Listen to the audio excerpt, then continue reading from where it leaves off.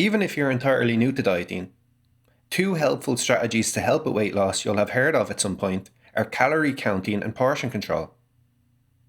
Their names are indeed pretty self-explanatory for some.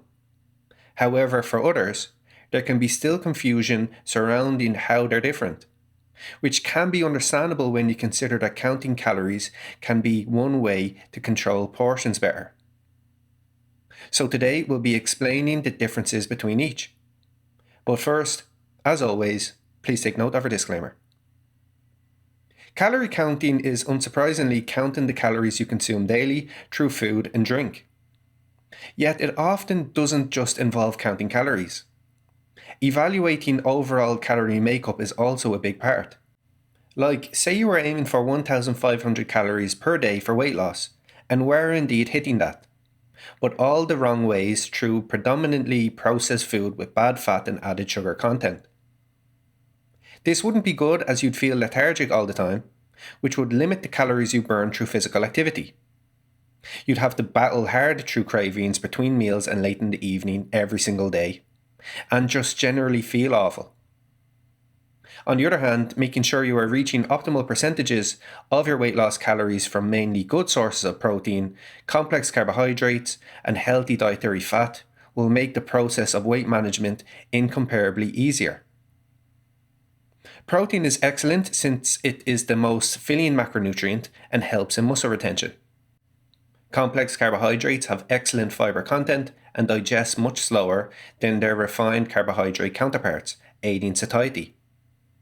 And healthy dietary fat, like protein and fiber, are great for feelings of fullness, and aid in hormone production, which helps with muscle retention too. Not to mention each of their advantages for better all-around health. You can see examples of good and bad sources for each here. Of course, food and drink don't contain only one of these macronutrients. Take lean chicken breast for instance. For every 100 grams of it, it contains around 31 grams of protein, 0 grams of carbs, and 3.6 grams of total fat. But since this food predominantly consists of protein versus the other macronutrients, we would count it as a protein to aim for at meals. Further, apart from enhanced fullness levels and metabolism, having your weight loss calories made up mainly from these nutrients will also help optimize energy levels, facilitating weight loss from that end too. There's a range of perspectives on what these nutrient percentages should look like on a weight loss diet, depending on the preference of the person, what research article you're looking at, or what a specific health disorder you also need to think about might necessitate. However, a good rule of thumb for the average person is about 40% carbohydrates, 30% protein, and 30% dietary fat, the sheer majority of which ideally coming from the green food list. If you're counting macronutrients, though, you'll need to have these values in grams. Indeed, certain apps will do this automatically by entering the item and how much of it you had. But let's run through a quick example of how to do it manually for those less tech savvy.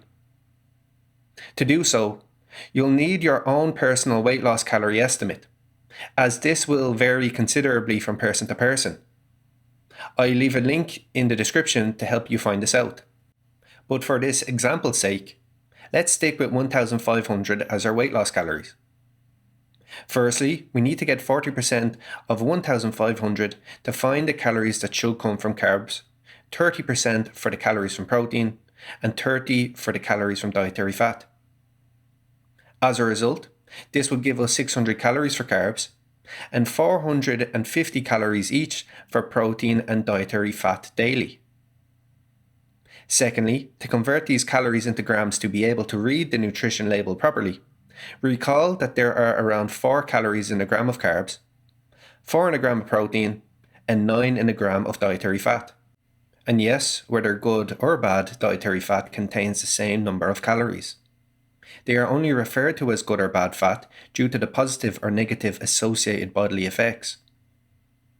Finally, we divide 600 by 4 to find the grams of carbs, 450 by 4 to find the grams of protein, and 450 by 9 to find the grams of dietary fat, which would lead us to 150 grams of carbs, 112.5 grams of protein, and 50 grams of dietary fat that someone with 1,500 weight loss calories should be looking for day to day. On a side note, if you are interested in undertaking our evidence-based and results-backed personalised Plato weight management program, please click the link in the top right-hand corner of the video or follow the link in the description.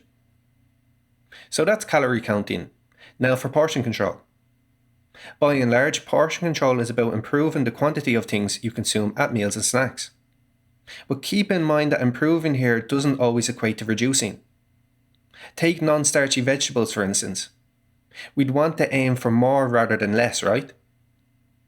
So, like calorie counting, awareness of the amounts of food and drinks you're having is one of the main ways portion control is advantageous. Yet, instead of a kitchen weighing scale that's often used for calorie counting to get the exact weight of certain ingredients you have meal to meal, which can be quite tedious to do time and time again, portion control alternatively uses estimates. At meals, some people manage estimates using parts of their hand, some use cups, and some use plates.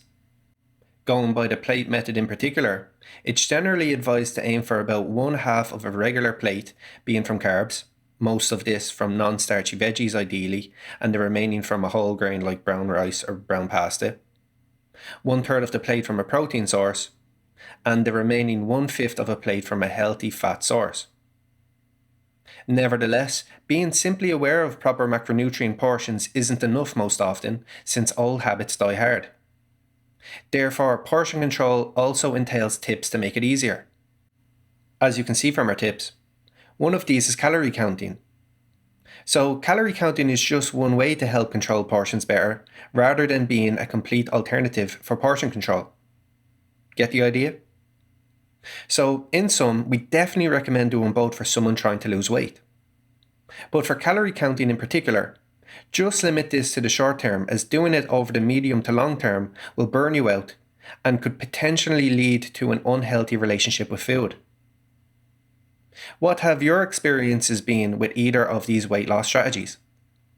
We'd love to hear from you in the comments section down below. Additionally, if you're new here, make sure to like and subscribe to our channel. So that has been our video. Thanks for watching, and I'll see you next time.